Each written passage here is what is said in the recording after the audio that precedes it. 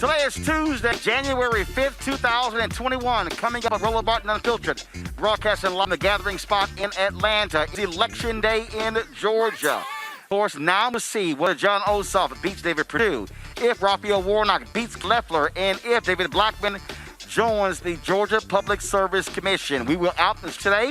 Following Pastor Warnock around, we'll show you what that was like and also talk about all the particulars as it relates to this particular campaign. Washington, D.C., they're bracing for violent protest when Biden's win is announced from crazy MAGA supporter Donald Trump, who can't handle the fact that he lost.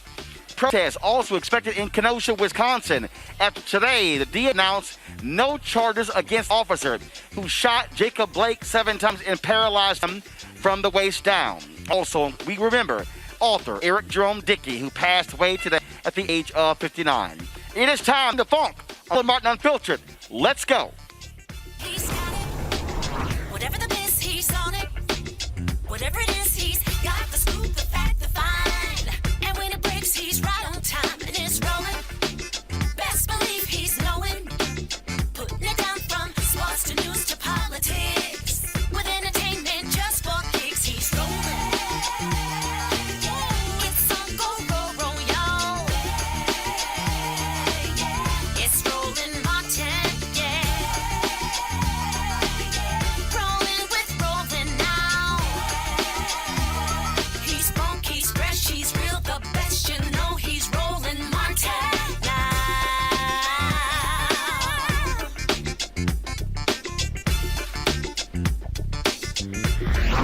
Martin.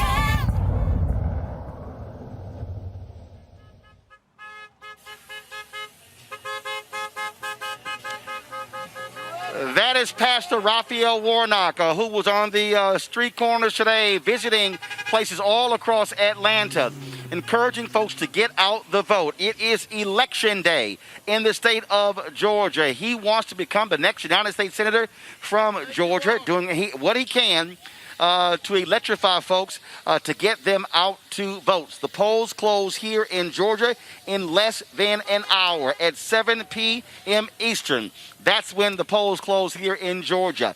It has been a arduous campaign. Of course, Raphael Warnock forced a run against Kelly Loeffler, and then Jon Ossoff a runoff against David Perdue. All eyes are on Georgia as the determination of who will control the United States Senate rests on these two races. If Ossoff and Warnock are able to Republicans Kelly Loeffler and David Perdue, Democrats would control the United States Senate, meaning any tie votes in the United States Senate, Vice President-elect Kamala Harris would break those particular ties. Republicans are desperate to hold on to these seats because they know they can stop the Biden-Harris agenda if they're able to control the United States Senate. Mitch McConnell, the Senate Majority Leader, his PAC has put millions into this. fact, $460 million has spent on ads in Georgia. They have blanketed state television, radio, bill, digital. You watch YouTube or local TV station without seeing ads from all these candidates. And so money from the campaign as well as third-party groups. Speaking of those third-party groups, they have been on the ground all across Georgia over the last several months, but especially November 3rd, focusing on this runoff. More than 3 million people voted early in the runoff. In fact, just to give y'all an understanding, we sent out folks, Henry, go ahead and go to this shot. This is a drone shot of one of the locations today that one of our folks, Maurice Dorr, shot. And here's the deal, y'all. There are very few lines out there because so many people actually voted early or by absentee balloting. In fact, we sent Maurice to 4 or 5 different places. That was the best we can actually get. So for the most part, folks, it is a carefree day when it comes to voting. Stacey Abrams, in fact, tweeted early this morning that people were literally 5 minutes in out of locations as a result of so many people voting early. That was a huge by Raphael Warnock and Jon Ossoff to get folks to vote early. They wanted to bank as many votes as possible. And so that's why it was so much energy to that. Also, folks who voted by mail ballot, they were dropping off at locations. They still were in Georgia, where a lot of people did get their absentee ballot. Tyler Perry tweeted that he asked for his on the 12th. They said it was on December 4th. Yet yesterday, January 4th, he still had not received a particular ballot. One of the things that we did, we were going around with Pastor Raphael Warnock as he was stopping in places, talking to people, greeting people, things along those lines. It really was quite the busy day in talking with him. He was, of course, trying to, out there trying to encourage people, because at the end of the day, folks, it's down to who can actually turn out their people. This is a election. This is all of a base election that is on today. So that's what's on. Let's talk to one of the folks on the ground, traversing this state, going to a lot of these parts of Georgia, to not only registering people, getting them to vote early, get them to vote by mail, and then, of course, encourage him. Today is Cliff Albright. He's the co-founder of Black Voters Matter. Cliff, how you doing? I'm doing great, Roland. How you doing? And a lot of folks like you can't wait until tomorrow. That way y'all can just go, whoo, let me take a long sleep. It has been a long haul. This is the last race of this election cycle. Just give me your perspective of what it has been like being out here on this day. Really, along with that, but really the last 2 years after the 2018 midterm elections, y'all took a quick breather, but then y'all went right into planning mode for the 2020 election. Yeah, and I wish we could take a long sleep tomorrow. The truth is that it's going to be an ongoing wait, right? And I want to say this so that everybody's very clear. We knew this back in November as well, but still, it was still nerve-wracking. It was still nerve-wracking on the night of the election when those early returns were coming in, and we were like, oh, what's going on? And so I just want to say to everybody off the top, I just want to say to everybody, if you need to wait for all of the vote by mail to come in, it's going to take a couple of days, just like it did last time for Georgia, right? So regardless of what the count looks like at 8 o'clock, 9 o'clock, 10 o'clock tonight, just know that based on the turnout that we're seeing, I am very confident in the turnout of Black voters, and I'm very confident in what the eventual result is going to be. But it may take a couple of days, just like it did last time. So everybody, we're just going to relax, and we're going to wait for the count to come in, and we're going to let it do what it do. But at the end of the day, you're right. This has been a long grind, Roland. We've invested $2 million into direct support for on-the-ground organizations spanning 50 counties in the state organization. That was just for the runoff. That's not even counting what we were able to invest in those organizations during the general election. So between that, the caravan, all the events we were doing, the Collard Green Caucus, which was an event that we did on New Year's Eve, which is the last day of early vote here in Georgia. At the end of the day, it won't be said that if these two Senate seats don't go to Ossoff and Warnock, it's not going to be because of whatever Black voters did or did not do, right? Black voters have showed out. We were already 33% of the electorate for the early vote and the vote by mail. And I just saw a stat on one of these networks that said exit polls show that Black voters are 29% of the election day turnout. If that's the case, it's a wrap, Roland. If we were 33% of the early vote and 29% on election day, I'm incredibly confident that we make up a percentage of the electorate that will make a victory very likely. On that particular point, when we talk about, again, what we have seen, the thing that y'all have, which I think has been so critically important, y'all really took a out of Ella Baker, out of rights movement, out of Dorothy Cotton, citizenship education with the SCLC. That is reaching people where they are, but also educating them. So many people always kept saying, vote, vote, vote. Folks are like, what the hell am I voting for? But Black Voters Matter really took the time to walk people through, to explain to them what needed to be done and things along those lines. And I think that was a difference maker. And, the innovative thing that y'all have been doing when it comes to collard greens and having food and things along those lines, recognizing where people are meeting them at their need, and then being able to say, now let's engage you in the importance of registering and voting.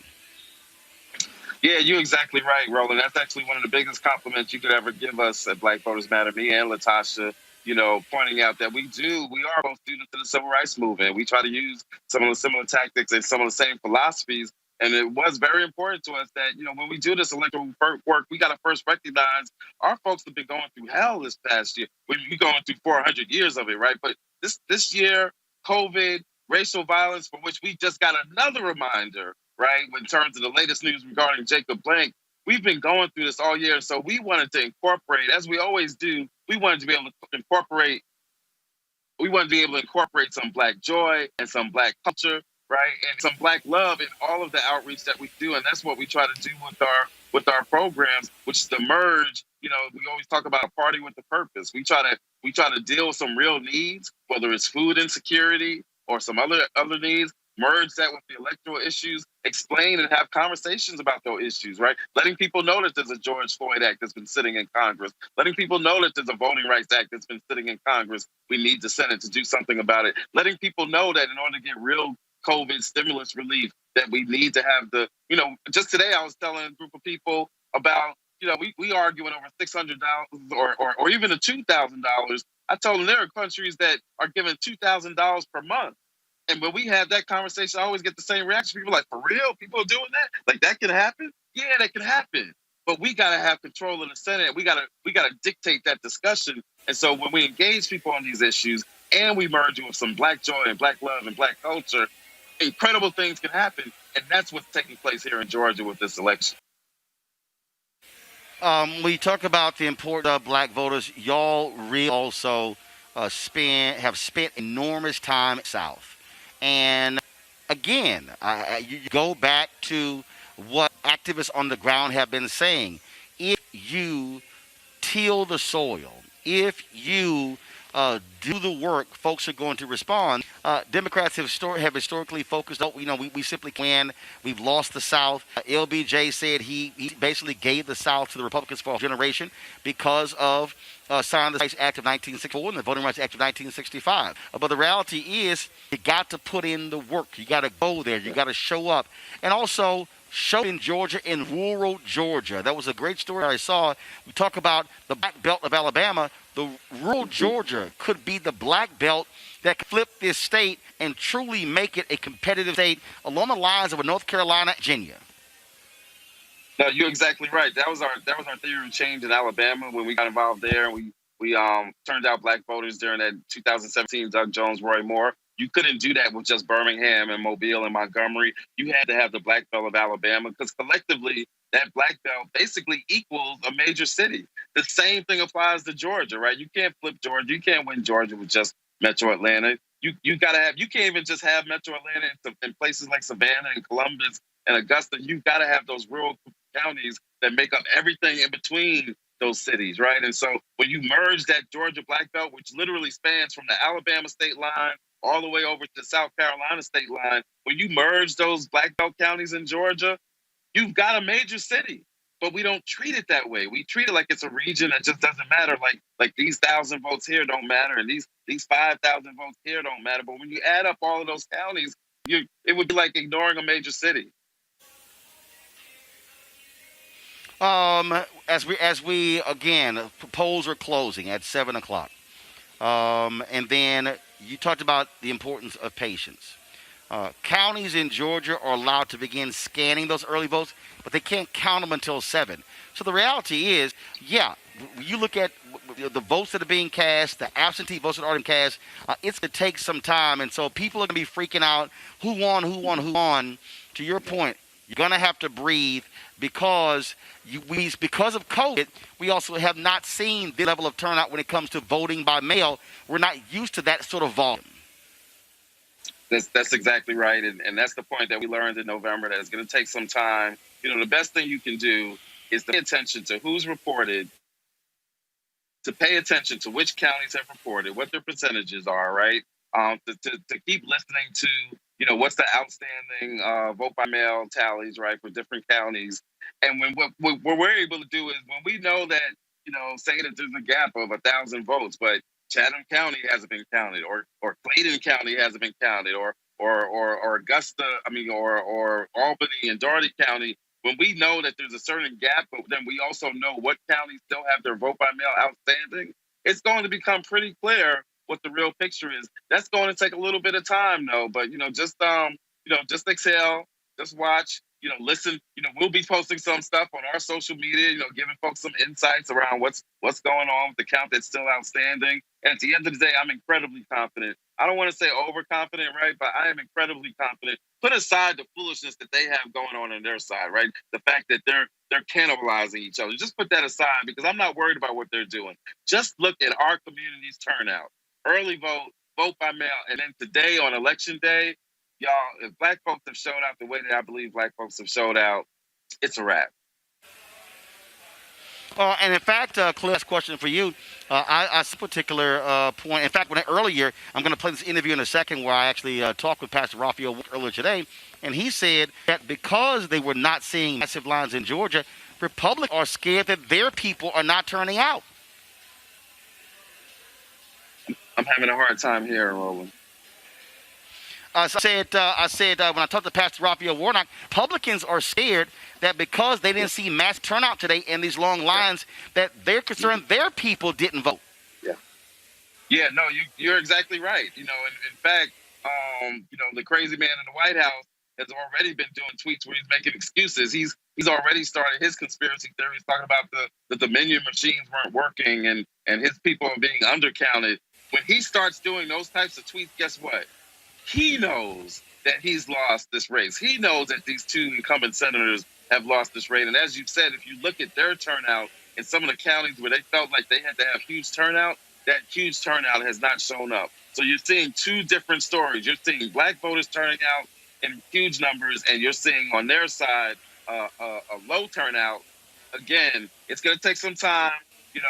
We need to wait and be patient and let the vote by mail come in. But I have literally been saying this for weeks, Roland, that I believe that Black turnout in particular, could be higher in this runoff.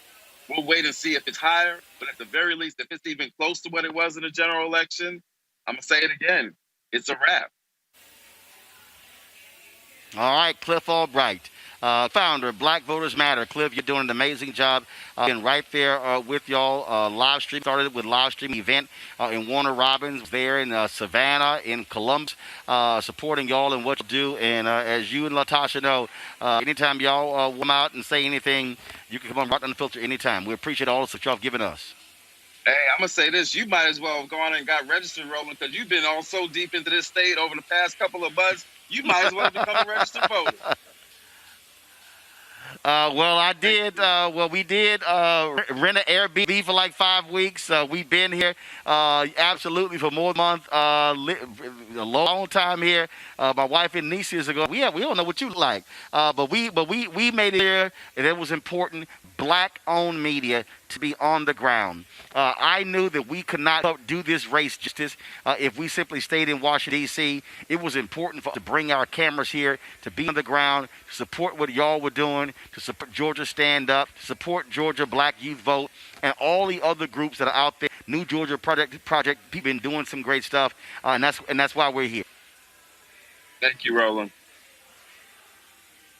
All right, Cliff, thank you so very much. Folks, as I said, it has been quite 5 weeks that we've been on the ground. And earlier today, when he began his day out to Gwinnett, where some of his supporters were canvassing, going door to door, to have a little chat with him as he was looking at this mural. This mural that was actually built there. It was a colorful mural. I'm going to tell you more about it later. But here's my brief chat with Pastor Warnock there in Gwinnett County. 4 Black Baptist churches, and they call this area Baptist Camp. It talks about the Black hospital. So first time seeing this? Yeah, I never heard. Well, across here, Eden Lodge, which is also a lot of the members who are part of the lodge over here, and it's Prince Hall Lodge, which is right over there. Oh, okay. Yeah. Yeah, one day. Are you a Mason? Yep. Okay. You got to join in. And an Alpha Ambulance.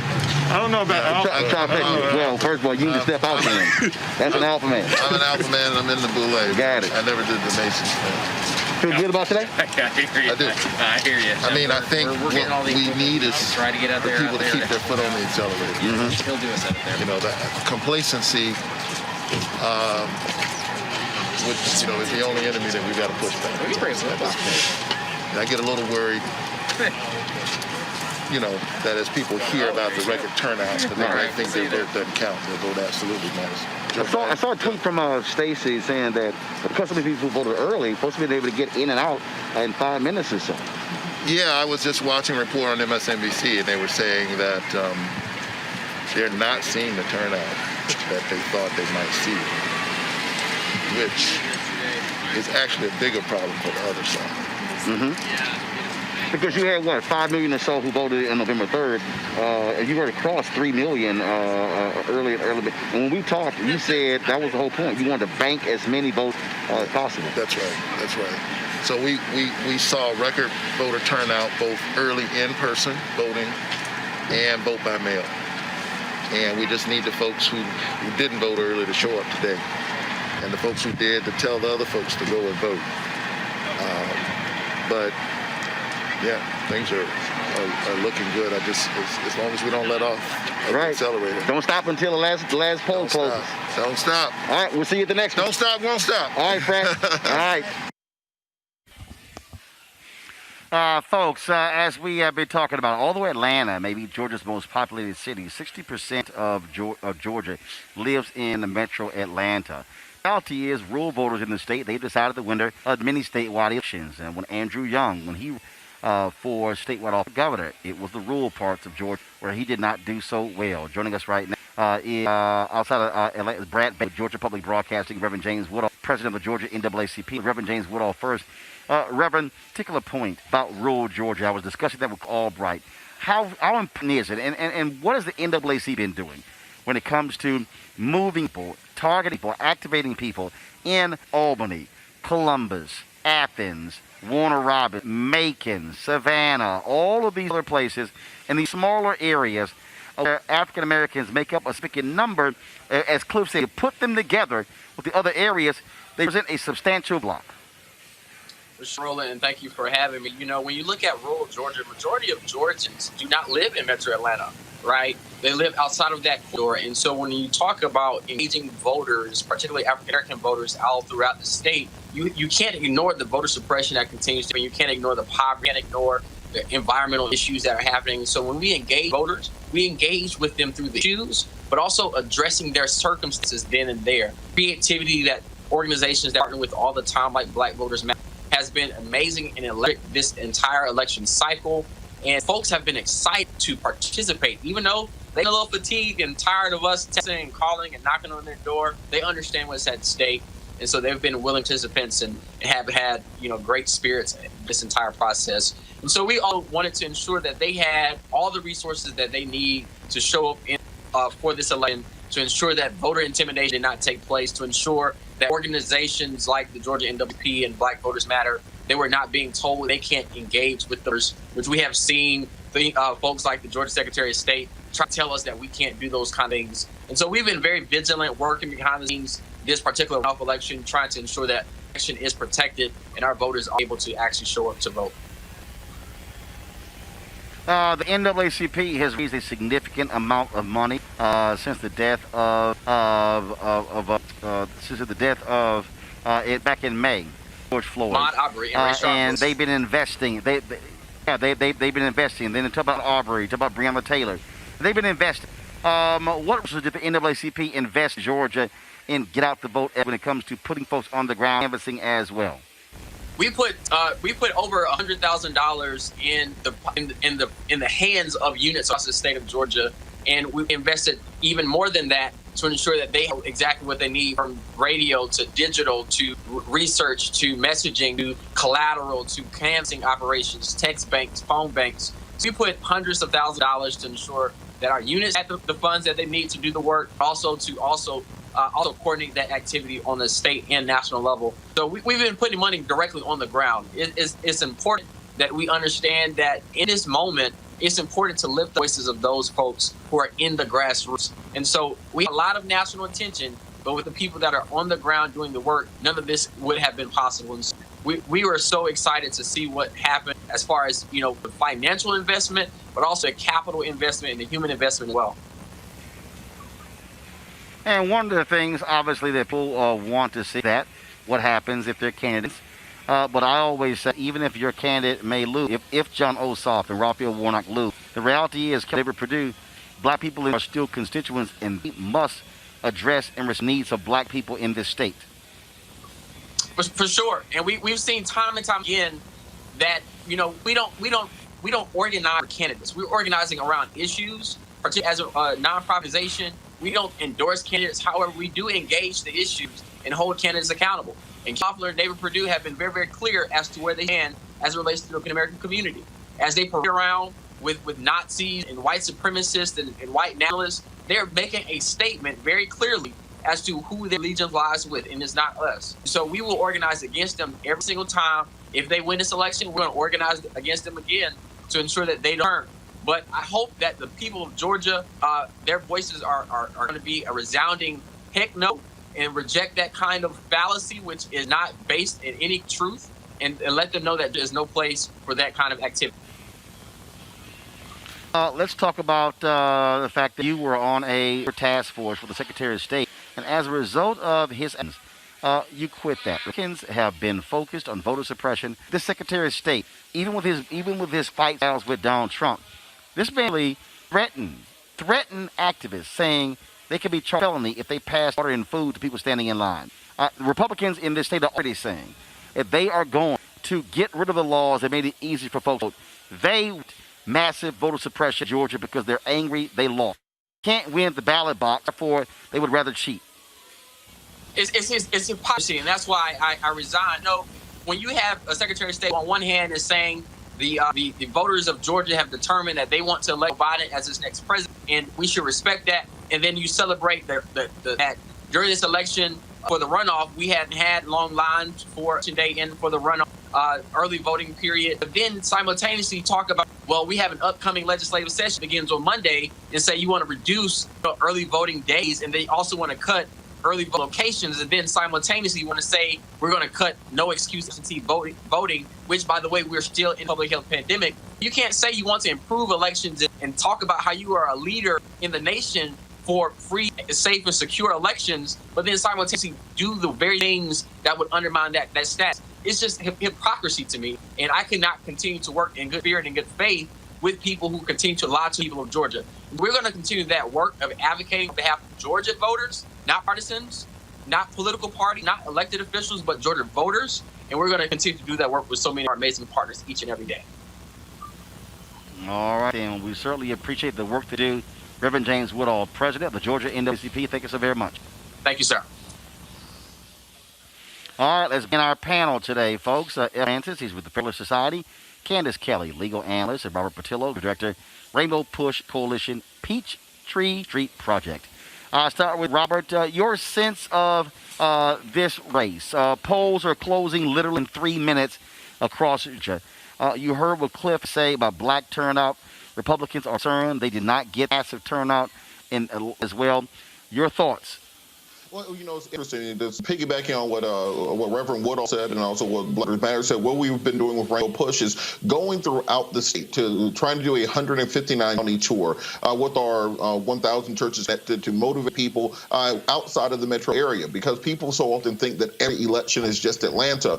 We get those people who are down in Hamilton, Georgia, and Waverly, Georgia, and Casita, and Montezuma and Oglethorpe down in Brunswick, in the coastal regions. Those are all votes that are very rarely touched and very really motivated, and there's an extreme level of motivation and enthusiasm. In the 2008 runoff, about 2.1 million people voted in the entirety of the runoff. We were already at 3.1 million when we walked to the door today. There was a report earlier saying that DeKalb County has already exceeded the general election voting numbers today in this runoff election. So those type of turnout numbers are what Republicans have been fighting against for a generation in Georgia. Remember, it's a state that demographically is 35% African American, 12% Latino, 6% Asian American, 52% women, one of the largest LGBTQ IAPK plus communities in the country in Atlanta, Georgia, with universities throughout the state, a young population, a diverse population that is increasingly being transplanted from other regions. So we knew that this blue wave was going to come eventually. We've been fighting the resources to do so since Jane Kidd, since Mike Burlon were directing the state party, since Du Bois Porter was directing the party. And as you said, the common wisdom was it could not be done. But touring throughout Montgomery County and other parts of North Georgia throughout this week, I've seen the lack of those lines being in place in Republican strongholds and areas where they count on in-person voting. I'm, of course, holding my breath as everyone else is, but I think it is a good sign for democracy that people are using the option of early voting and ensuring that we're getting a free and fair election that counts every vote.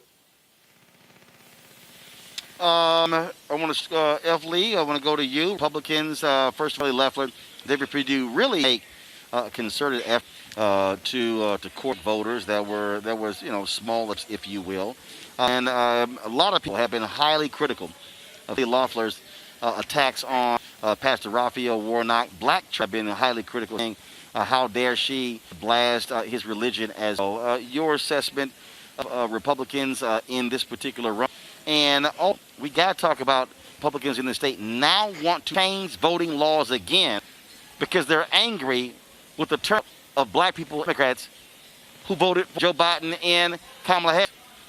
I thought you should be focused on the issues, turn folks out. Why cheat to win? Well, thank you, Roland, for having me. I don't think, I think there's been clear bias in this discussion of Senator Loeffler talking negatively about Reverend Warnock when, even the comment of the guest before talking about Nazis and white supremacists being associated with these two senators has been debunked. That's a clear example of the bias toward the Republican Party. In that particular rally where that photo was taken, Kelly Loeffler had no idea who these people were. And she asked them to leave. So I think this giving the full picture is something that is required and definitely needs its due. But I ask you this here, F. Lee, before I go to Candace, doesn't it say something, though, as a problem with your party and racists like these individuals far more comfortable looking party than elsewhere? When you look at the racist action of the Proud Boys, when you look at the folks who are marching in Charlottesville, that's really the bigger issue, where these individuals who are more comfortable with Republican candidates than they are with Democratic candidates. Isn't that the greater? Well, I think that would be a gross overgeneralization. I mean, I don't know that any party has a monopoly on racist members. Surely there are racist members on both sides. I mean, you look at some of the Black Lives Matter rioters and some of these anti-white protesters. I don't think that there is a difference when it comes to who has a monopoly on racism. I think those go both ways. I think the Republican Party is doing a good job of trying to focus on their image, focus on their message. What is exactly they want people to know? And I think they're doing a good job of keeping that message, as opposed to the Democrats who are ripping each other apart. Actually, I would dare say, Candace, the people who are ripping each other is F. Lee's party Republicans. Donald Trump was in this state last night blasting Raffensperger, blasting Kemp, blasting any Republicans who disagree with him. They are engaged in an all-out war. You've got Mike Pence folks snapping at Pete Navarro. So I would say if there's any party right now has erupted into massive internal war, that is the Republican Party. In fact, I'm looking over here where Lance, the longtime Republican post, he's predicting disaster for Georgia in the next 4 hours, saying this could be among the worst ever for Republicans. Doesn't sound to me like that's a lot of Republican unity, Candace. And you forget that President Trump also basically blasted Vice President Pence, saying that if you don't do what I want to do come tomorrow, I'm not going to like you as much as I do now. So there certainly is discord amongst the Republican Party. And for some reason, and I'd love to hear from our guest, the guest F. Lee, associate people who are racist, people who are anti-Semitic, people who, are burning the Black Lives Matter signs with people who are Republicans. There's a reason for that.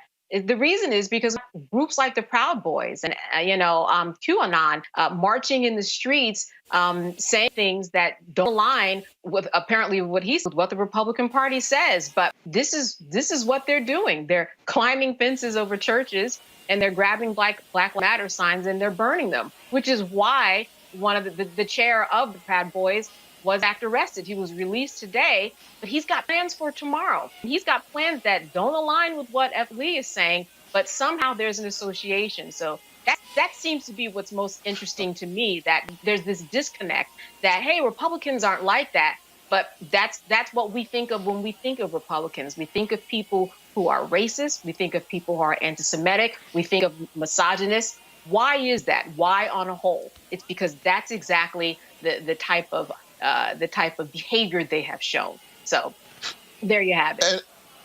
And just really quick, because I feel like we do need to perfect the record on this with regards to the Loeffler campaign versus the Warnock campaign, and make sure we're doing a full account. That Klansman that she took a picture with, she claimed she didn't know. She took another picture with him 3 months before that, and also received a campaign contribution from other Klansmen. She went on a white supremacist podcast, an interview on another network. At the rally last night, they had Marjorie Taylor Greene speak, who is a supremacist, QAnon supporter, anti-Semite, who called George Soros a Nazi, and has made in many other incendiary statements, and she was on stage directly after Kelly Loeffler. And understand also, we saw the ass week from Kelly Loeffler intentionally getting Raphael Warnock, the way they did O.J. Simpson on the Time magazine cover, to further otherize him, and even going down to the microaggressions of only referring to him as radical liberal Raphael Warnock when he was a pastor and when he has a doctorate, which he had no right to speak to him in that way, and going even further, attacking his religion and attacking the black church while saying Amy Cody Barrett's religion and being a Catholic was off limits. She has a clear record on these issues. So we cannot just simply invent imaginary facts because they're convenient to us. Kelly Loeffler has run the most vile, disgusting, disgraceful campaign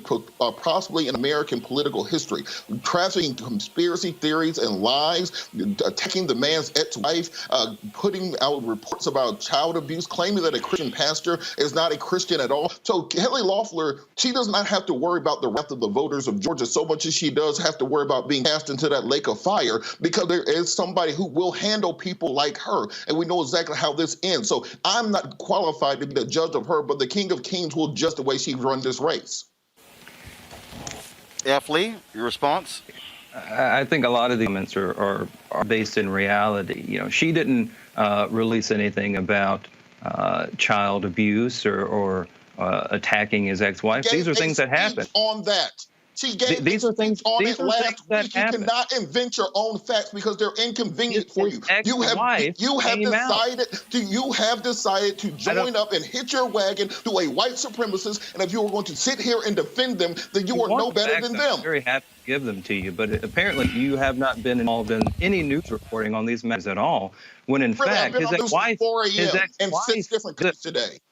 I have run multiple campaigns. I have been on the ground in several states. I know how this works. Okay, so his wife has a video. There's a police statement. He was arrested for obstruction of these child at the camp. The camp closed. So somehow you missed all of those. One second. Hold on. Robert, go ahead. These are the exact reasons that Kelly Loeffler is going to lose. Because guess what she's not talking about? December of 2018, Kelly Loeffler got $182 million from Hong Kong billionaire, Chinese communist-connected billionaire Li Kai-shing for her investment firm Back Industries, which is a subsidiary of ICE, which is called the International Exchange, which is a company owned by her husband that made billions of dollars on credit default swaps. She does not talk about that because instead of doing that, she talks about radical liberalism. She doesn't talk about her connections to communist China. She doesn't talk about how she went from being a farm girl in Illinois to having $800 million, because instead they want to spread lies, they want to spread deceit, they will attack one's ex-wife, they will create conspiracy theories about child abuse because they have no facts, because they have no messaging. The people of Georgia are worried about health care. They're worried about jobs. They're worried about economic opportunities. They're worried about the coronavirus. They're worried about how they're going to feed their children tomorrow. And because Republicans have absolutely no ability to articulate a message the American people want to hear, they traffic in lies, deceit, racism, and division in this country, where they go out taking this country back. Do you think when they take this country back, they're going to let you stay with them? No, you're going to be out here with the rest of us. So when you hit your wagon to them, understand that they're going to drop you off that wagon. I think you can make claims about Republicans and racists, but that's the only thing that I've heard from you. In fact, Kelly Loeffler did attack Reverend Warnock's wife. He did. He was accused of running over her foot. I don't think Kelly Loeffler was involved in that. Stop. No, stop. Excuse me. Stop. No, F. Lee. Here's what I'm going to do. You're not going to leave some things out. You said he's been doing this whole time. I would like for... No. Listen. I'm going to operate on the basis of facts. You said he was accused of running over her. Are you going to complete the other side of it? He was accused. The EMT were called. They discovered there were no bruises on her feet. She was not injured at all. So she hit the accusation he ran over her foot. Yet the police and the EMT looked at her foot. No toes were crushed. No toes were bruised. Not even a slight mark was on her foot. That means the allegation had no merit because there was nothing to actually show it happened. Now you can continue. That's not entirely, that you don't to be run over and someone's foot run over. You may not have a bruise. I've had this happen personally. Are you crazy? I've had this happen personally. I think we can talk about what happened. Lee, wait a minute. You're trying to tell me that if a woman's was run over by a car, that there would be no... Really? Oh, come on, bro. Again, I think we can try and create whatever we want, but I think the fact is, having had my foot run over, I didn't have a bruise. I didn't have anything at first glance.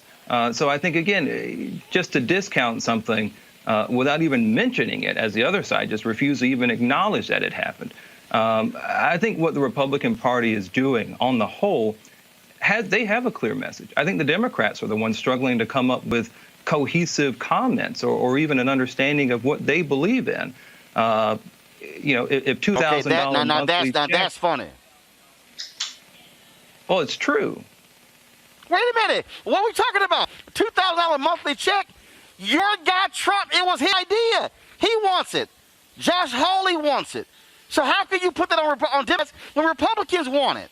Mitch McConnell's the one who's blocking it.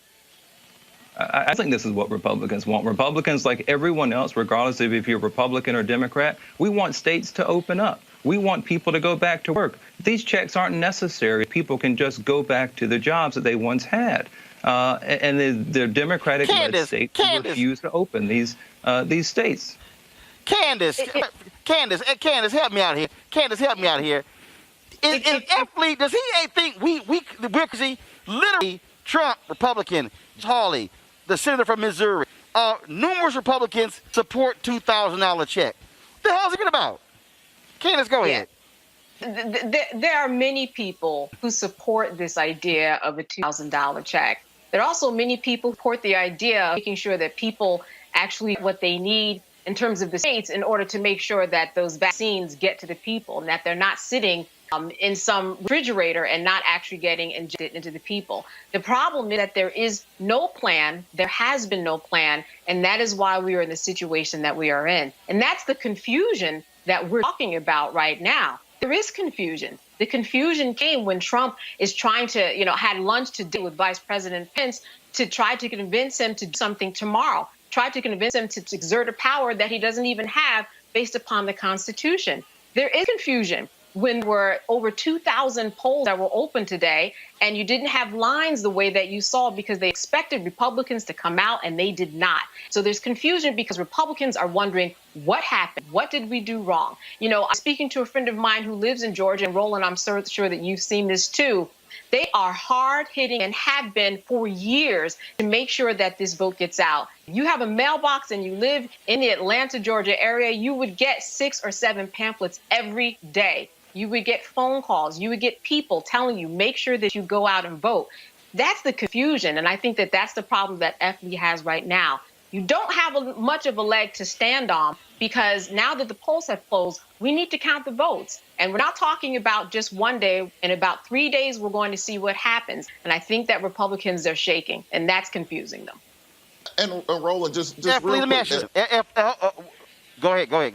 Well, the thing, Kelly Loeffler spent hundreds of millions of dollars on commercials in this state right now. F. Lee cannot tell us what she does for a living, what her job is, what her career is, where she got $800 million from. She's been no money, because we were talking about issues. What is her foreign policy agenda? What does she believe about tariffs against the Chinese government? What is her position on the International Monetary Fund? What is her position on mass management and the ability to stop the virus? They don't have position because all they've done is attack and lie. And just the fact that they rope us into conversations about what did and did not happen between a man and his ex-wife a year ago versus talking about the $800 million that Kelly Loeffler has or the $182 million she got from the communist Chinese government or the money they got from credit default swaps in 2008 while most of us were in the midst of a financial catastrophe, a financial collapse, a decade-long recession. Her and her husband, Jeff Spetzer, who also owns the New York Stock Exchange, made billions of dollars. How can she vote on issues of Wall Street regulations while her husband owns Wall Street? Literally, she's not bought and paid for by Wall Street. She owns Wall Street. So until we can have these real conversations, that's why Republicans will continue to lose, because they can no longer just manufacture facts. The same people who are telling us to just believe Kelly Loeffler told us to drink bleach and use sunlight to get rid of the virus. I'm surprised you didn't stop him off there, Roland. I don't think he said to drink bleach. Okay, we'll let that one slide. Well, hold on, wait, hold on. Donald Trump said inject bleach. He said, wouldn't it be nice? Wouldn't it be nice if you could have something like that? There's a difference to say. I mean, come on, we're talking about living in the realm of facts here. Wait. Donald Trump also said, could we shine the light on the inside of the body outward? Dude, what are you talking about? F. Lee, you don't have to defend stupidity.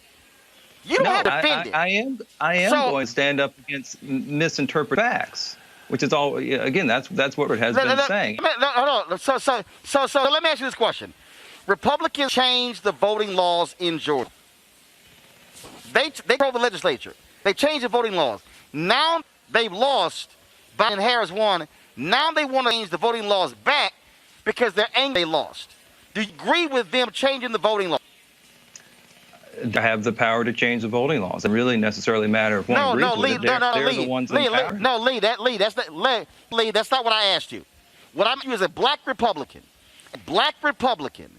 do you think it is right and just that Republicans would change the law, make it easy for folks to vote, mail-in voting, and then after they lose, if they would target black folks? Trump is targeting Fulton County.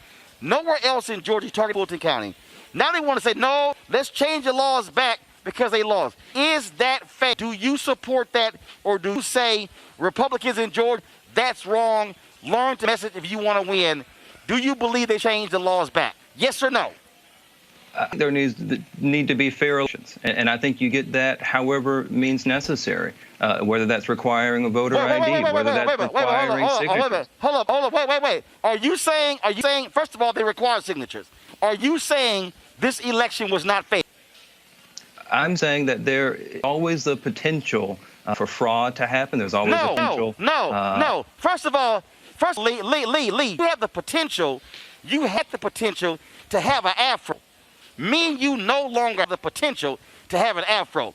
I'm not talking about potential. I'm asking you, was this a fair election? Yes or no? I think that's something that's still being litigated. I think it's clear that Joe Biden has won. They have lost. How is it being litigated when they've lost in 60 different courts?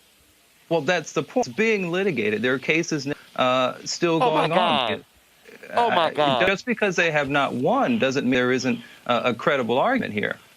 Well, the credibility there is no credible argument. Candace, go ahead. The credibility that you're lacking shows up in the non-evidence, and that's the problem. There have been about 60 cases all the way up to the United States Supreme Court, which is the law of the land. Once they've spoken, that's the end. But the beat goes on, and people still keep trying to make their case. But along the way, we haven't seen the evidence. That's the problem. We have heard from federal judges that have been appointed by Republican parties who have said the exact same thing. We have seen lawsuits that have been frivolous to a point where even Mike Pence filed a 14-page response when governor tried to file a lawsuit to try to persuade him to change the election. There's just no evidence. Again, this is the... I don't disagree with that. No, I don't disagree with that. I've written a piece about that, saying that the time for lawsuits have come and gone. But as long as there is a right, again, for every right, there's a remedy. If there is a commission that wants to be appointed, if there are still opportunities to be heard, they should be taken advantage of. But personally, that the lawsuits should be over with. And should accept the results. The man already had a commission, and they found voter fraud. They found no voter fraud, which shows you how much of a joke all this is. Republicans are engaged in. We're going to go to. I do want to go to Brad Bailey with the Joe Public Broadcasting. Hey, Brad, you've been out here. What have you been seeing and hearing during the campaign trail from voters, for folks about this particular race? What has jumped out at you? Nice to meet. Good evening, Roland, and it's good to see you again. It's what a historic night this is. I've been crisscrossing the state for the past month, talking to voters about some of the issues that concern them. I was embedded with the Ossoff campaign for 3 days as he went to places like Bainbridge, Thomasville, Valdosta. Those are traditionally red counties, but even in those red counties, you have large African-American populations that have been historically underutilized with regard to voting. Some of the main issues I've been dealing with, the people that have been coming up with me, has been rural broadband.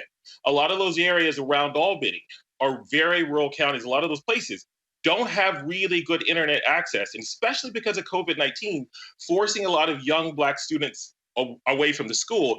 A lot of them have had really big challenges getting connected to their own school programs. So this presents even more of a challenge with an election. When you have places, access is a huge issue. Access, healthcare access.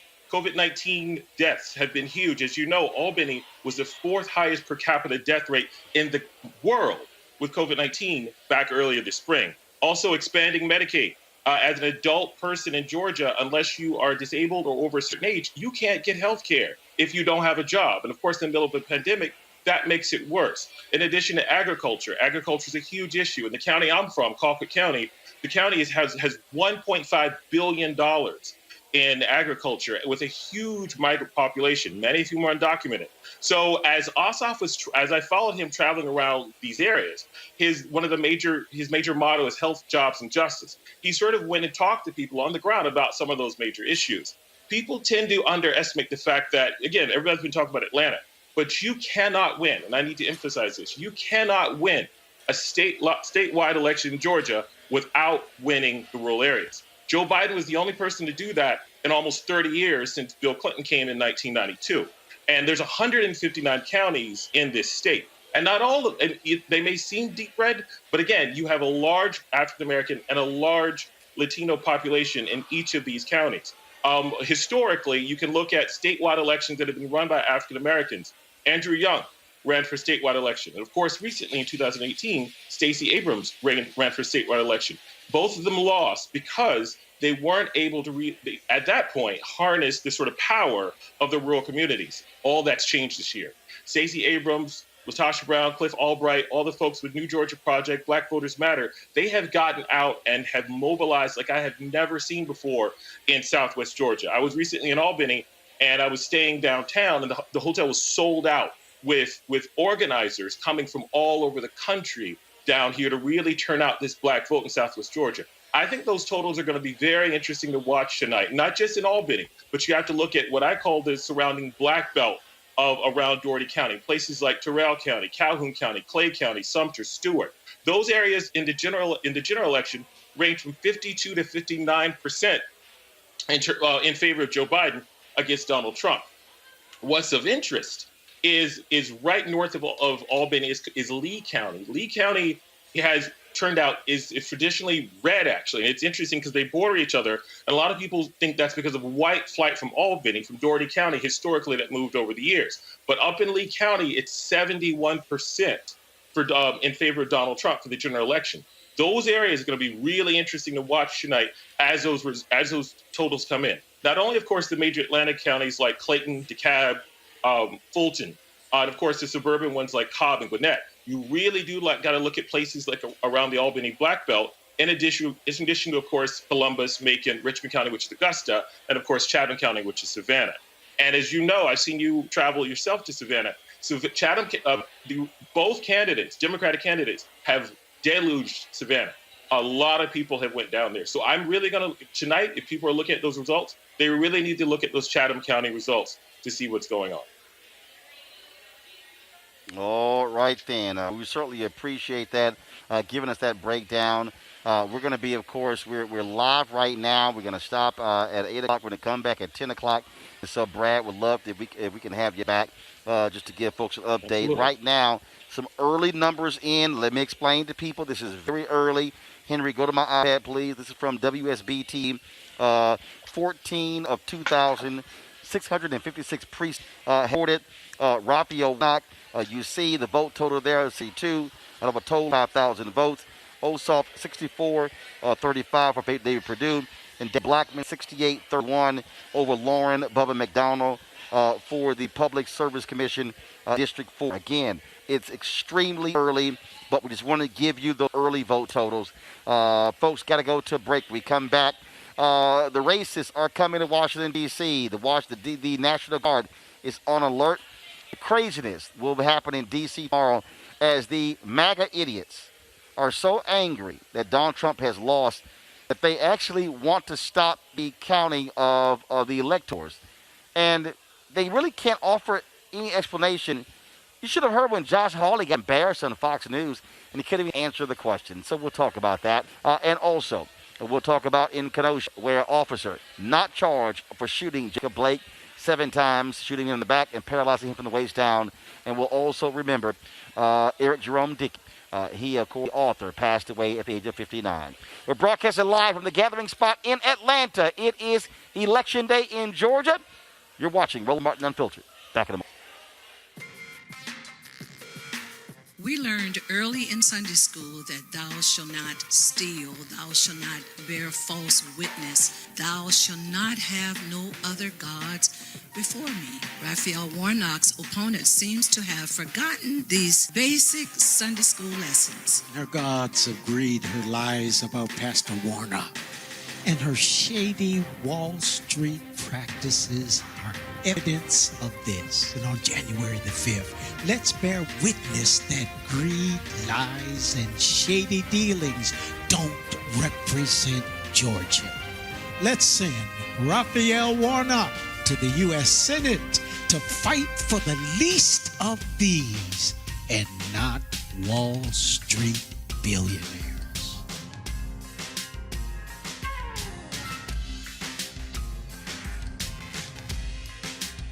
Young people who have just registered to vote, people who have been in the streets protesting and about to do the greatest protest of all, which is to have their voice heard through the vote.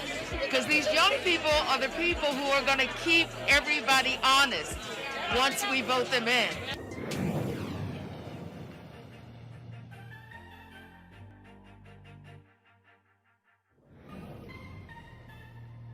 If your vote didn't matter, you wouldn't have so many people trying so hard to stop you from voting. There is some value there. But even when you talk about that people are not paying attention to your issues, I can't pay attention to your issues if I don't even know you there. And the only reason people are going to know you there is when you show up to the polls and vote. That's when that power manifests itself. But as long as you stay home, as long as you're making excuses, then guess what? You will always experience these issues that we're experiencing today. And another thing, don't get caught up in candidates, right? There's no such thing as a perfect candidate, but you should be going to vote for the most important person, and that is you and the one you love. You talk about you'll fight for the one you love. You're willing to die for the one you love. You need to ask yourself, are you willing to vote for the one you love? Because if you don't, there's going to be somebody's neck on yours pretty soon.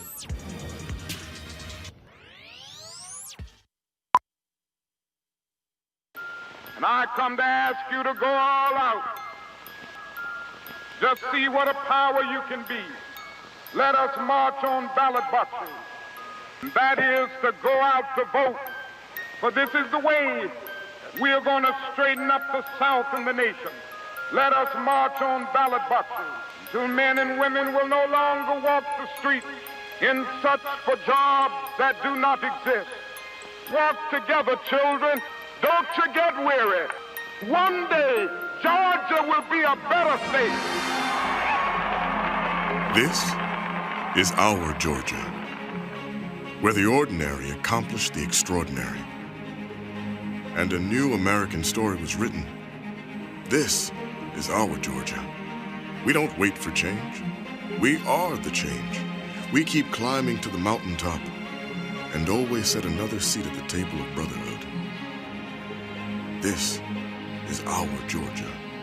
We honor the sacrifices of the past, carry their work forward. Because democracy doesn't stand still. It must be protected, fought for, practiced every day. Let us march on ballot boxes until brotherhood is more than a meaningless word at the end of a prayer, but the first order of business on every legislative agenda. Let us march on ballot boxes.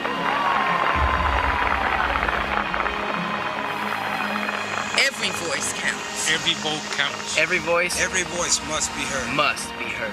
Este es mi futuro. This is my future. This is my Georgia. This is my Georgia. This is my Georgia. This is my Georgia. How about you? ¿Y tú? Are you in? Are you in?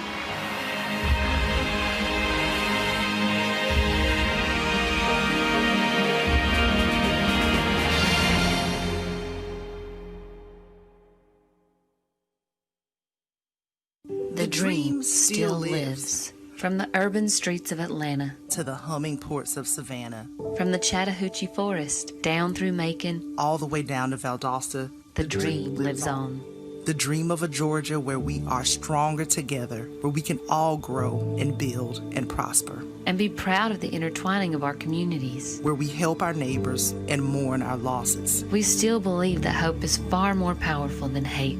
Georgia just voted out the politics of hate, bigotry, and anger. And chose the clear path for better lives for all Georgians. Not just the filthy rich, not just the privileged few. For whom party matters more than Providence. No. The dream is very much alive in Georgia. Because an outstretched hand is always better than a clenched fist. Believe in the dream. Use your vote on January 5th. For Georgia. For America.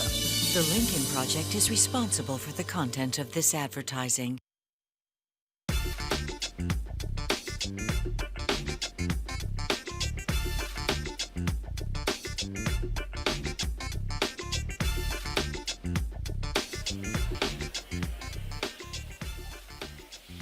All right, folks, National Guard, they have been deployed to Washington, D.C. ahead of the pro-Trump protests for tomorrow to quell any violence that could end the city. Trump supporters are protesting tomorrow, seeking to bolster Trump's baseless claims of widespread voter fraud. Washington's chief of police, Mayor of D.C., Muriel Bowser, have issued warnings against firearms to protest, saying doing so is illegal. They have also asked people not to tell the protesters to avoid any violence. And these pro-Trump come as a newly sworn in on Wednesday to recount and ratify electoral, which is the final step before President Joe Biden is into office on January 20th. Yet you have all of these Republicans, led by the Lincoln Project called the Jim Crow Call.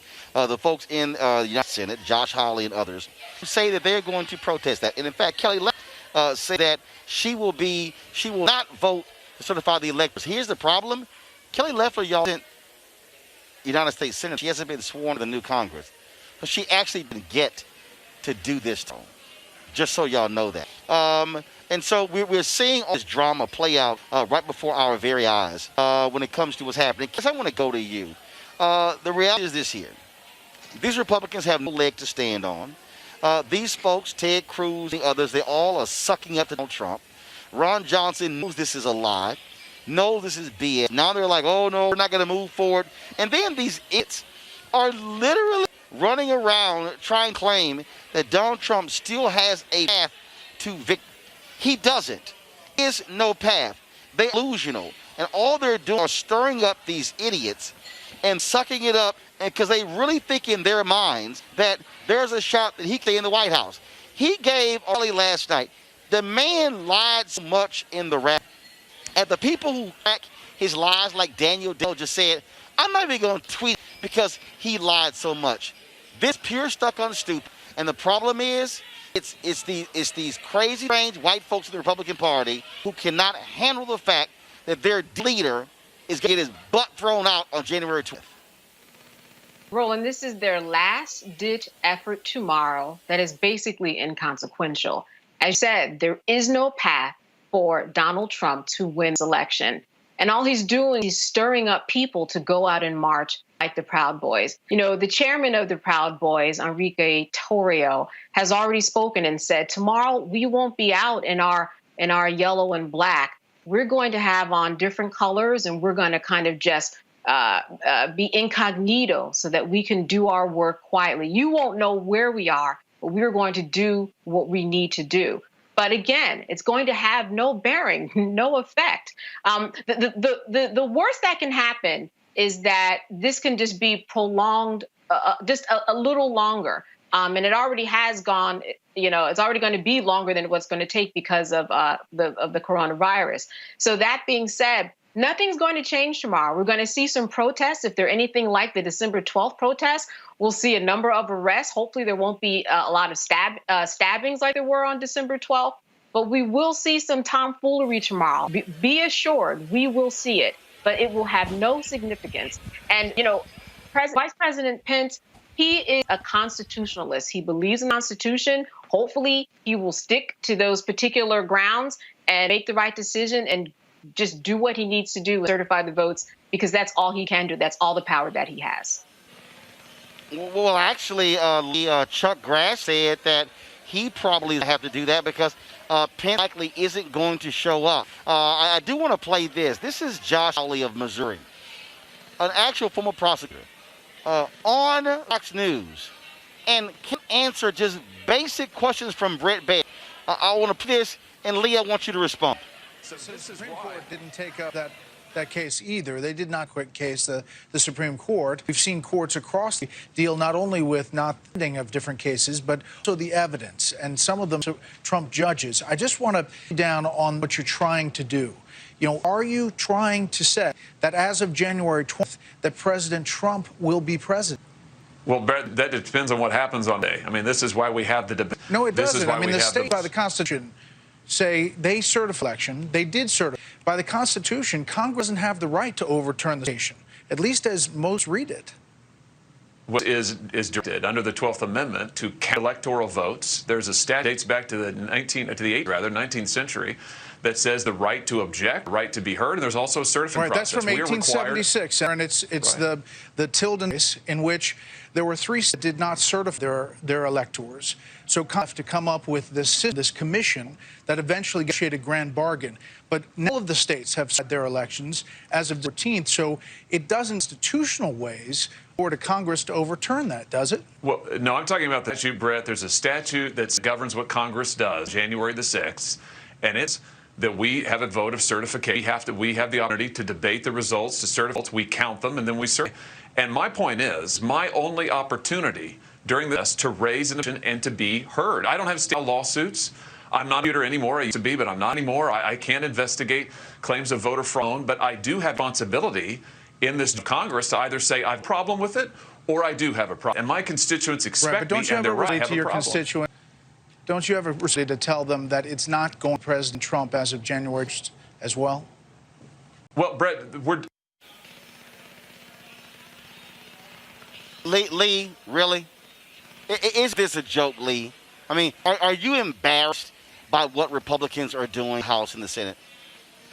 Well, you know, Roland, I've long said, even from the last time I was on, was that Trump had no path to re-election. It just was not something that was in the cards for him.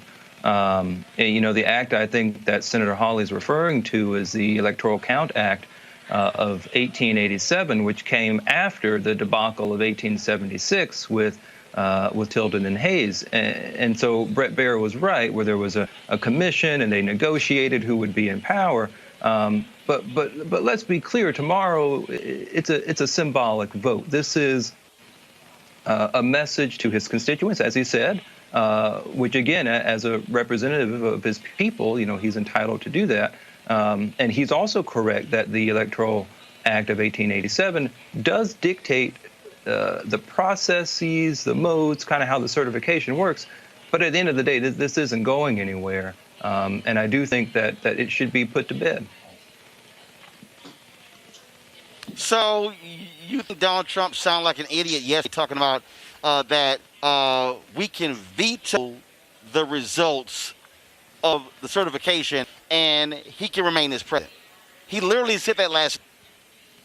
You know, I'm an originalist, and I believe in looking at the Constitution as it was originally understood. But this is not, you know, look at what Ben Sass would say. You know, this is not something that is more than just rhetoric. At the end of the day, this is just a campaign message that there really isn't any teeth behind it. But it's dangerous, Robert. What we're seeing is absolutely dangerous. These people do not care about the Constitution. They care about power. Absolutely correct. I think we cannot continue to downplay what is happening right now. This is a full-blown assault on our constitutional democracy. This is an assault on Western civilization and the norms that we have created. And you have enablers, people like many of these 12 senators who are going to object. Ku Klux Kelly Loeffler, David Perdue also said he's going to object. The 140 House members. What they're putting America into is a constitutional crisis. And let's get to that, the Hayes-Tilden Compromise of 1876. Because what came out of the Hayes-Tilden Compromise of 1876, they negotiated away Reconstruction. That is what ended Reconstruction and removed federal troops from the South with the Posse Comitatus. And that is how we ended up with the Ku Klux Klan and 100 years of Jim Crow. So this idea that we're going to simply throw it to the Congress and see what they can negotiate out can be very deleterious to the future of the American people, and particularly to African Americans. So we have to stop indulging them. What Donald Trump is doing is raising an army. He has said that he can shoot somebody on Fifth Avenue and not lose a single vote. What we've actually found out is he can allow 350,000 people to die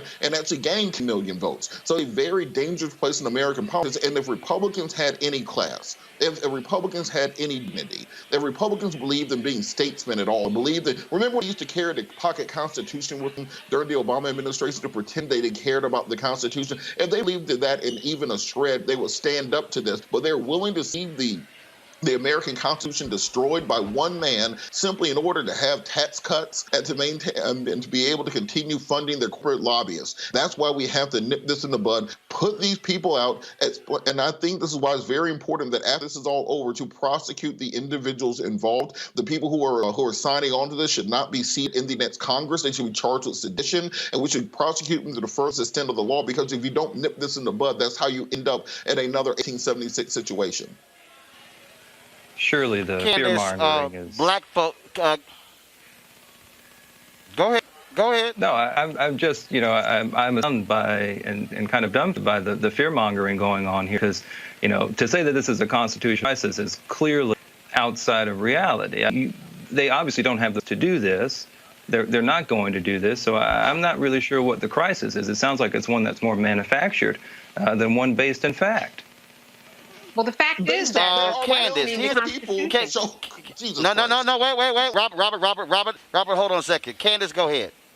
I was saying the fact is that the Constitution is being questioned. The powers in the Constitution are being questioned. And so that's why there is this question of the democracy and whether or not we're chopping up what's expected of somebody in a democratic society. And this is not it. Lee, for you to act like this is no big deal, Lee, is this not dangerous? What they're doing, is this not dangerous? Every day in our society, the Supreme Court looks at whether or not a provision in the Constitution stands against a statute, against a city ordinance, against anything. So to say that the Constitution isn't always challenged or isn't, you know, or that this somehow is different, that's just not true. Do I think that we need to move on from this? Do I think that, you know, that this really is a paper tiger? Absolutely. I think we can go overboard and try and say we're going to go back to 1876 prior to Reconstruction. I think that's just no fact there at all. It's also surprising to me how, you know, cities are compelled to bring the National Guard in for Trump supporters, but they wouldn't do it during the Black Lives Matter riot. Again, this is a clear example of the bias towards Republicans and Trump supporters. Stop. First of all, that's a lie. The reality is the Wisconsin governor...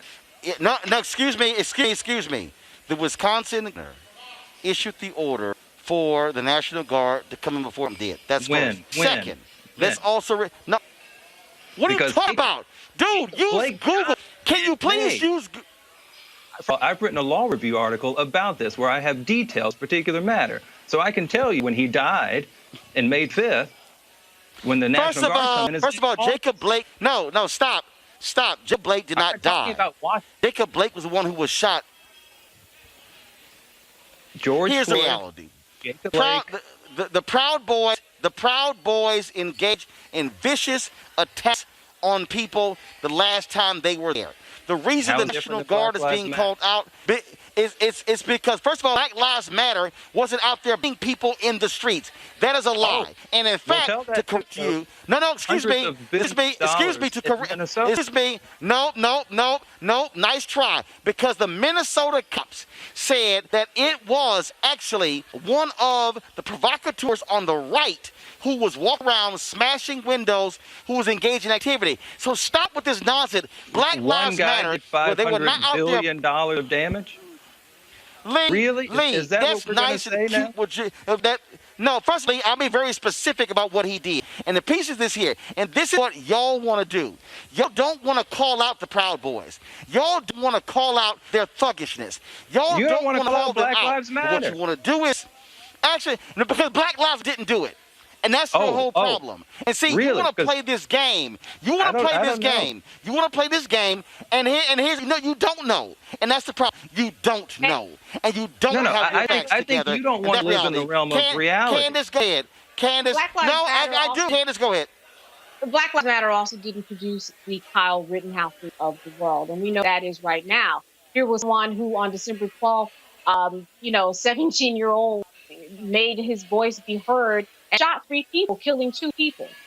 So he's got 5 felony counts against him. And remember, too, that December 12th, there were several people who were stabbed, 3 people who were arrested. So this isn't something that's unprecedented to say that that tomorrow is going to be a mess, a crazy mess of people who are going to go out and have their way and have their say in spite of what the law has prescribed for them, because we've seen it happen already. I mean, think about Kyle Rittenhouse and what he did. What moved him to drive from another state to come to that rally and shoot 3 people and stand out in the middle of the street with nobody saying anything, even after he was able to walk around with his gun. So these are the type of things. Those aren't the facts, though. That's not what happened. He ended up because a car dealer suffered $1.5 million worth of damage the night before. He came to defend that place. So when he's shooting people, Wait, Lee. So you're saying that he came to defend them. He had no interest in the car dealership. He's not law enforcement, okay? He's tied to anybody. No, he's a thug who took his AR-15, came across the lines to defend the property. That ain't his job. That's the job of enforcement. Well, apparently, we have a mixed message with law enforcement. We either like them or we don't. But I think the point with Rittenhouse was, that's very clear. What? That's very clear. With There's no mixed message that we would give a 17-year-old the right to go defend somebody or defend a car dealership and shoot 3 people. I don't think that anybody would agree that a 17-year-old did not a 17-year-old so Lee, what did he do? Clip here. Look at this clip. In this particular clip, this guy who he shoots has a gun. It says it in the criminal complaint. If you look at the first guy that he shoots, Joseph Rosenbaum, he says, he antagonizes him. He goes up to him and says, shoot me, N-word, I want you to shoot me. Where are these facts? They just somehow disappear when it's liberal propaganda? So you're saying that the 17-year-old had the right to do this? I'm saying he has the right to defend himself, absolutely. He said he had the right to kill people and injure another. He had the right to defend himself. Now, the context of that is different. Again, I think if you look at what the situation was, he's being chased by a mob after he shoots one person. No, that's what happened. No, the situation is, the situation is Kyle Rittenhouse brought his white supremacist ass across state lines into Kenosha, joining with other white folks to play like they're cops, and then to engage in this confrontation, injuring people. Now, he's pleaded not guilty to all charges in connection with the shooting that killed 2 protesters and injured another during a protest in Kenosha. Now, remember, Rittenhouse's attorney he acted in self-defense and fired his rifle after being attacked. Now, his trial has been set for March 29th. Now, while Rittenhouse prepares for the Kenosha Police Department could have millions as a result of the shooting, the defense of 26-year-old Anthony Hooper, who was shot by Rittenhouse and gave Grosskreutz, Really injured by teen are suing the Kenosha Police Department for $20 million in damages for the department's lack of action. They believe the department is partially responsible for the shooting and loss of life. Also, speaking of Kenosha, what jump-started all of that was the shooting of Jacob Blake. The black man was shot 7 times in the back by police officers. Well, today, the district attorney announced that the officer, Rustin Shesky, Jacob Blake, will not face charges, and neither will the officers involved in the shooting. Kenosha County DA Michael Gravely says the officers will not be charged with any criminal offense based on the facts and laws. Shesky shot Blake 7 times in the back over to a domestic incident August 23, 2020. Blake survived the shooting, but has been paralyzed from the waist. According to Blake's family, Blake is doing what he can time to recover from injuries during the shooting. Let's see here. So let me go to you first, Candace, then Robert, then Lee. Candace, your thoughts on this DA's decision, another officer not being charged, including a black man? You know, this is something that we should not become numb to. And it seems as though it's happening so many times, it's just become habit.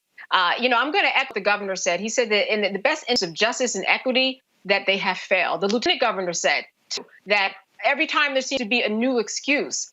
And that's what we're looking at here. We are looking at somebody parsing the facts that we have seen on camera. We saw this man's back that was to the police officer, and he was shot. Now, there are reports, and the DA has talked about the fact that there was a knife that was involved, and even Jacob has said that there was a knife involved. But we have to look at what we're talking about. Someone who was shot 7 times in the back and someone with a knife who had his children in the car. There is a big difference. Once again, the justice system has failed. And this is why people are going to continue to fight the way that they have been, because this is becoming too much of a norm. We have seen this over and over again, and it always ends up being the same thing.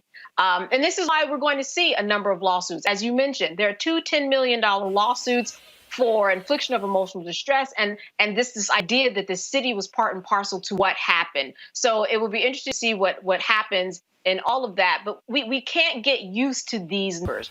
We always end up with somebody black on the ground. And Roland, just to piggyback, wanted to take a step back, and the 2 issues kind of dovetail together, because the reason you call in the National Guard when you have the Proud Boys and the Boogaloo movement come in is just what we saw in Kenosha, Wisconsin, because Black Lives Matter is coming with signs, T-shirts, and posters. They're coming with AR-15s, AK-47s, full body armor, night vision goggles, sniper rifles, so on and so forth. And think about what Trump is inciting with these people by now, by saying that their votes did not count, by saying this was rigged, by saying the system is against them. You look at what happened to Abraham Lincoln. Look at JFK. Look at when Teddy Roosevelt survived his shootings. There are many unhinged, heavily armed people in this country. 23 million guns were sold in America in the year 2020 alone. So when you motivate these people and tell them that their rights are being taken away, you're defending America, you're bringing back and saving the nation as they are claiming, you endanger the very democracy that we're sitting on. We cannot downplay that. And on this Blake point, this is why it's so important in these 2 Senate seats, because what we saw during the Civil Rights Movement, whether it was Emmett Till, whether it was Medgar Evers, that you have to have federal intervention that can step in when local law enforcement fails. We have to have better protections against police brutality, and we need federal legislation that has an across-the-board standard, a nationwide standard, so whether you're in Kenosha, if you're in Kansas, or if you're in Kentucky, the same rules apply. And right now we have a Justice Department that was headed by Bill Barr, that was headed by that evil little racist elf that they had there that one time before that, where they have no interest actually in investigating and prosecuting acts of racial brutality against African Americans. That has to change in the next administration. That's why it's so important to win these 2 Senate seats. Lee? I think this was the right decision. I mean, if you're looking at the facts, these cops followed the policy of the Kenosha Police Department. First of all, we missed the fact that he was tased prior to this. He assaulted an officer prior to this. He carried a knife with him. You know, the law requires that there's a reasonableness prong here. That there is the police officers act legitimately, reasonably, with an imminent fear, danger. This was the right decision. And I think, to assert that police officers are racist, again, these are lies that are not good for our society, and they're not based on any fact. What the fact is that I'm Really? more Oh, wait, likely wait, as a hold on, black hold on, person to die at the hands of another black than I am a police officer. Police officers aren't Let me ask you a killing question. So you completely deny the reality of racism in police departments?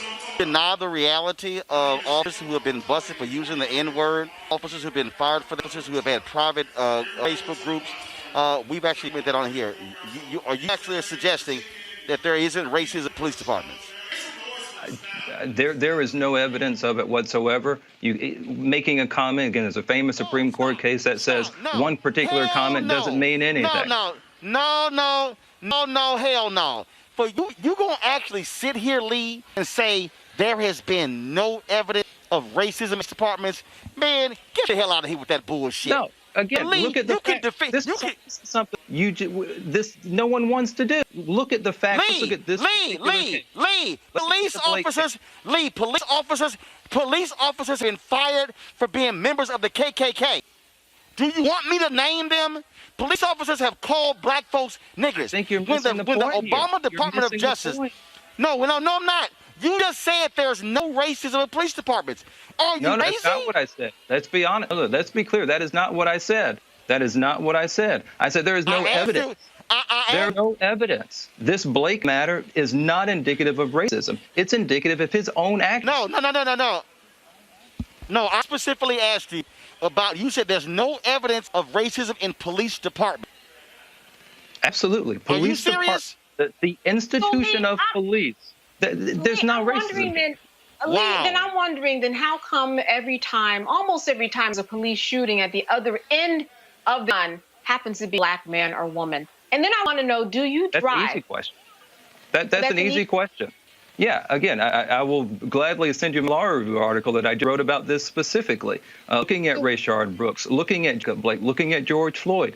Within the confines of the law, they did not violate any Fourth Amendment right against searches and seizures. There was no violence here that went above what was reasonable. For example, okay, so yes, I do drive. The other thing about that is we have to look at the actions of these people. It's not fair to assert that black people are dying at tremendous numbers. It's not true. Look at the Washington Post survey from the last 5 years that they keep from 2015 to 2020. 126 in that time out of the tens of millions of police encounters. 126 of those victims have been black and have been unarmed. 66 of them were fleeing. Now, under common law standards, under the law prior to what we have today, you could be shot. That would justify the use of force. So let's not disguise the somebody running away from you. This is how we get the reasonableness standard. Again, Scott v. Harris, this is how we get this case. Is even if they are fleeing, if the manner is reasonable, it is not a violation of the law.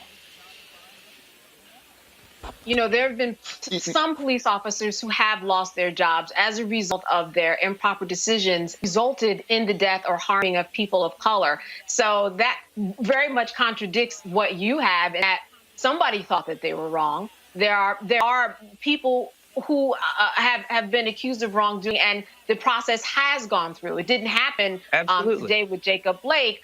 But when we look at the facts and parse them, we see that some people who are held to a standard and they are wrong, which is why they have lost their jobs. But I think we need to be clear on the facts here, because that's not Lee, wait. So Lee, let me ask you this here. So we did it on the show. Go to my iPad, Henry. Look at this here. To protect and slur inside hate groups on Facebook, police officers trade racist memes, conspiracy theories, and Islamophobia. They discovered this is a fraction. Police officers in St. Louis, Philadelphia, all around the country who were on these groups, where they were literally engaging in racism, and you say there's no racism in police departments in America. Really? That's not what I said. Again, I think you've got to if you're going to say what I said, say it right, because that's not what I said. I said there has not been evidence of it. I'm not talking about one person. Again, we had the South Carolina shooting. Clearly, that was wrong, of course. But we're talking about George Floyd, how can you say Jacob there's Blake. Those are not the cases. No. How can you say there's no evidence of racism in police departments when I just presented you with evidence? That's not evidence. Comments. Again, there are Supreme Court cases that talk about this. Same comment. There was no. So you mean tell me So wait a minute. You mean tell me in Louisiana where they fired a cop for being a member of the KKK, that ain't racism? No, I think people can be racist, absolutely. But to say that an institution is racist is not founded on any evidence at all. This is beyond laughable. Robert, go ahead, Robert. Robert, final comment. This is just nonsense. Robert, go ahead. Look, Roland, you don't have to like just facts. Look, Roland, this is the thing. You know me. I come on all the time. I'm pro-life. I'm pro-gun. I'm from rural Georgia. I believe in many conservative values, low taxes, personal responsibility, self-determination. This is why I can never be Republican. Because despite believing in many of the same values, the fact that they make you buy into this cult mentality. You know, Kyle Rittenhouse can murder 2 people and he's innocent. But if Blake is walking to his car, then he deserves to get shot in the back. Donald Trump can say that law enforcement is unfair during the Russia probe, that the FBI, the DOJ are all against it. But Ahmaud Arbery and George Floyd, they deserve to get shot because you can trust law enforcement in those situations. What we are seeing in America is a battle between reality and this weird right-wing fantasy world that they exist in, and it's just not appealing to the majority of Americans. That is why. And then if you talk about evidence, in the last 30 years, Republicans have won the popular vote one time.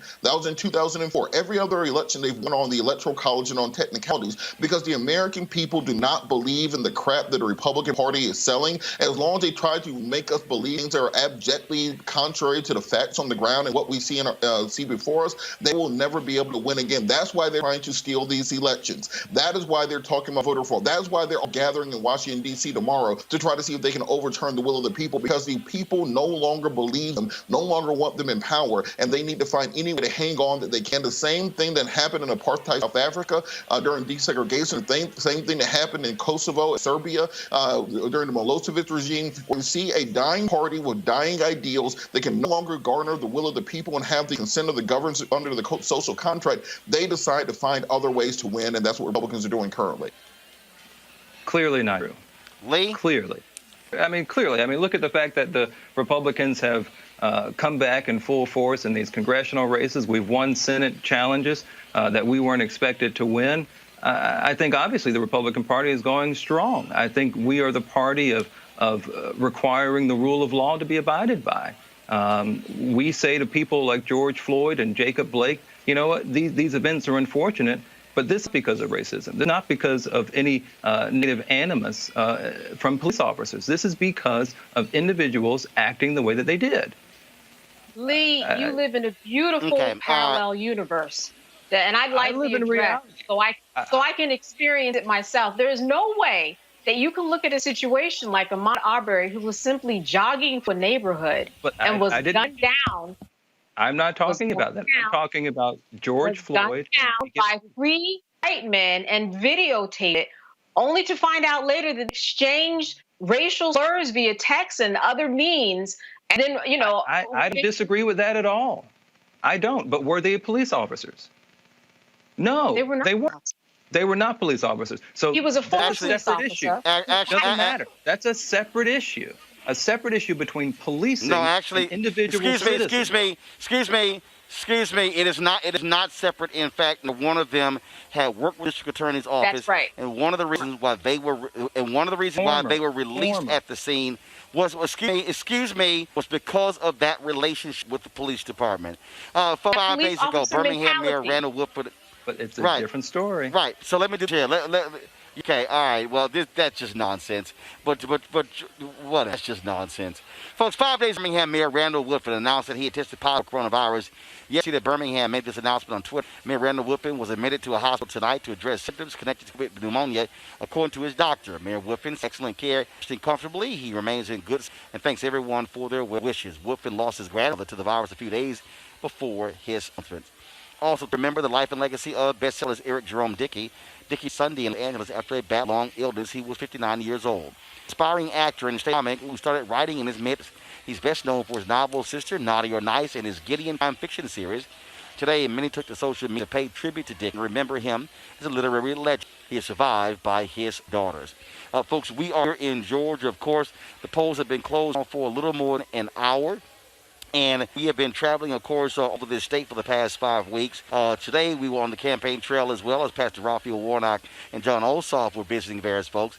I wanted to play with you some of the comments that we, of course, encountered earlier of individuals sharing their thoughts about this election and actually what it means. Go ahead, Henry, take it away. Hey, we definitely need to get out and support them. I'm actually the chief financial officer for ATU, which is a transit union. So this means a lot, not just only to those constituents that may be in the community, but it's a huge factor for labor workers. So, and I think this will be a tremendous victory for everybody across the country. It's a lot riding on it. I do want to give a shout out to my brothers from Kappa Alpha Psi Incorporated. The best to do it before and the best to do it after. But we definitely need all the brothers to come out today and vote. Tell your community to vote. Tell your family and friends to vote. We need everybody at the polls. Choose wisely. Look at your future. Look at what's going to be the best for those who you hold deep and near to you. And other than that, take care today. Be safe. Participate. Vote. All right, we appreciate it. Thanks a bunch. All right. All right, we're going to go over here. Hey, how y'all doing? All right, let's step this way, please. Again? You want us again? What you mean again? No, we saw you yesterday. All right, what are your thoughts today, election day? What are you seeing? What are you hearing? Hearing victory. And with my eyesight, I'm seeing victory. So that's all I'm going to go with today. Yeah. No negative thoughts. All victory. Yeah. And my heart says victory. Yeah, we're doing victory. Yes. Period. Nothing but victory. Absolutely. So what have y'all been doing the last several weeks? Have y'all been out there canvassing? Canvassing, calling, yes. Having meetings, making sure everybody's in place. Making sure As Georgia Federation of Teachers, we've been going into the areas where the fruit has been left on the table, where votes are hard to get. And we did that when we defeated the Opportunity School District, and we tried our best to do it again today. If there is a rock to be turned over, we have not seen that rock, hadn't come in contact with it, and we're just glad that we've had people canvassing. We still have them canvassing out in the West Georgia area, all down in the Savannah area, on the outskirts of that, all in the South Georgia area. We're calling people all the way until the polls close, and our friends are out there trying to help 501c3s especially understand what the issues are in this election and what's at stake. So we're going to work, and we're going to continue to work. We're going to work after this election also. And that's what we've been doing. All right, how about y'all? What have y'all been doing specifically? Phone calls, lit dropping, conversations with people on the street, praying, all of the above. I just made sure they did all those things. Yes. I just made sure they did the lit drops, phone calls. Everybody was in. Everybody was doing what they're supposed to do. Yes. Yes. Yes, she was, for sure. Yep. Okay. Well, when you're doing all that in them shoes, because you got enough bling bling with those shoes on. Really? I mean, you want everybody to know you were here, huh? Absolutely. Hey, I ain't mad. Shoe cam. And the world, we expect to win this thing. We put the work in, and we want to thank everybody in Georgia and outside of Georgia Yes. for all of the help and the prayers and the help. Labor and everybody, all the churches, everybody, for helping us now elect people of integrity. It's not about red or blue. It's about doing what's true and what's right. All right. I'm gonna ask this brother here last question. How you doing, Doc? I'm doing good. How about yourself? All good. Just your thoughts about today, election day. Oh, it's in the bag. It's a done deal. You think so? I know so. Because we've been out here hitting these streets, making phone calls, texting. Now, when you pull out more folks in a runoff than you actually had in the general election, it's a no-brainer.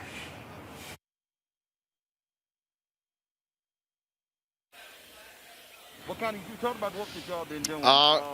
We've been. What were you hearing? What was the feeling you were getting from people out there after the third? Encouraging. I know I've done hundreds of phone calls and got people to not only just vote, but take 2 more folks, so we tripled the vote. We've been texting tens of thousands of folks throughout the state. My organization, the Coalition of Black Trade Unionists, have contributed all across the country to our efforts. And I'm confident that we're going to have a balance in the Senate. Mm-hmm. And that's what we all want as Americans, fair and balanced government, because that's what works best. Have you also been, just what are your thoughts, what have you been hearing from black men? Have they been motivated and really out here also focused on this runoff? Well, you know what? That's one of our biggest challenges. We're going to come around. Go ahead. We can walk and talk. Yeah, they've been our biggest challenge. Lack of history, lack of knowledge. But education always turns the tide, and that's what we've been doing with young black men. All right, folks, that is it for us. I'll do a quick poll of my 3 panelists here. I will start with you, Candace. What do you see happening? Do you believe that Jon Ossoff and Raphael Warnock can beat Loeffler and Perdue? Do you see Perdue beating them, split decision? How do you think this is going to all end up? What's your best guess? My best guess, looking at the numbers of people that came out today, expecting that Republicans would really have shown up in droves, is that while it's going to be very, very tight, it looks like we're going to have a Democratic win. Maybe I'm putting that in the atmosphere because I'm hoping it to be, but it certainly looks like with all of the groundwork that was laid and the numbers that happened before today and the numbers that didn't seem to happen today when it comes to what we expected from Republicans, that could be the outcome. Lee, what are you looking at to see? You know, I think it'll be a very close election. I don't think anyone has any doubts about that. I think, you know, at best, we get 2 seats. Worst case, I think we get 1. But I don't see it being 50-50. I see Perdue being able to hold on to his seat, and it's up to Loeffler. Robert. I think also it's important to remember my good friend from both Columbus, Georgia, and Clark, Atlanta, Daniel Blackman, I believe will win that public service commissioner seat, the 3rd seat on the ballot. What we've seen is people like Kelly Loeffler's run the most disgusting, vile, racist, low-class, no-dignity campaign that we've seen perhaps in American political history. And her Ku Klux Klan friends we sent right home, back to their billionaire mansion, everything else that they're doing. But I do think that Ossoff versus Purdue's seat will be the one that we need to watch. And also, do not expect the 11 results tonight. Absentee ballots from military will not be until Friday, so if it's a close race, we might not know until then. And what we've seen from President Trump is there's a chance that Kelly Loeffler and David Perdue will not accept the results of them losing, and will litigate this for another month or 2, trying to get it overturned, just as Donald Trump has done. So stay tuned. As Donald Trump would say to the Proud Boys, stand by and stand back, and let's see what happens next. All right, folks, here we go to my iPad. These are the latest numbers before we sign off. 1,273,629 votes are in. Raphael Warnock has 656,807. Kelly Loeffler 616,276, 5148.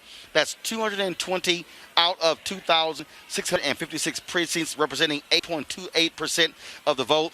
It does say precinct totals do not include outstanding absentee votes. Jon Ossoff is at 51.49 to Purdue's 48.51. 1.3 million votes are in there. 223 precincts. Daniel Blackman has a narrow lead, 50.68 to 49.32 against Lauren Bubba McDonald. Folks, that is it for us right now. We're going to return later tonight for an election update live from the gathering spot here in Atlanta. Yes, we're practicing social distancing, got our mask on. When we get off the air, I'm going to have my double mask, put my goggles on, full protection, gloves, you name it. That's y'all know how we roll. Let me thank my panel, Rob, Lee, as well as Candace. Thank you so very much. I appreciate all of y'all for being on the show today. Folks, we are being here, and we thank all of you for your support. Those of you who are members of our Bring the Funk fan club, those of you who are watching on YouTube, more than 9,000 people watching us live. Y'all were watching us earlier today as well. We thank you for that. Please support what we do. Please join our Bring the Funk fan club. What we ask is $50 for the course of the year, $4.19 a month, 13 cents a day. You can join our membership right there on Facebook or YouTube, or you can join directly with us by going to RolandMartinUnfiltered.com. Cash App is down RM Unfiltered. PayPal.me/RM Unfiltered. Venmo.com is com/RM Unfiltered. Zaylen at RolandSMartin.com. Also send a money to New Vision Media. NU Vision Media, 25 West 400, Washington, D.C., 2000. Folks, thank you so very much. Your dollars really mean something to us. We got plans in 2021 to cover the St. Louis mayor's race, to cover the Virginia governor's race. We're going to be all across this country. I told y'all we in the Ro-Ro Mobile. We, of course, in that as well. Let me show y'all this photo here. My man Jason Johnson decided to come on by and join us today. He came by one of the stops with us, and he popped on by. Y'all see Jason on MSNBC. He's been on all my shows as well. Henry, you can go ahead and go to my iPad hold on a second. I'm gonna pull this photo up of Jason somewhere around here. Where is it? So y'all can actually see the photo of me and him in the Ro-Ro Mobile as we have been, again, traveling around this country. It has been, around this state. We have been extremely busy covering this race. We're going to be here for the duration. We're going to be here for the duration, folks, and so I made that perfectly clear. And so we're going to be here. Robert said military ballots not coming back, not counting until Friday. We're going to be here through Saturday getting the results of this race. And so we'll come back in a couple of hours to give you the update here from Georgia. Thank you so very much. Folks, I will see y'all in a couple of hours. Holler!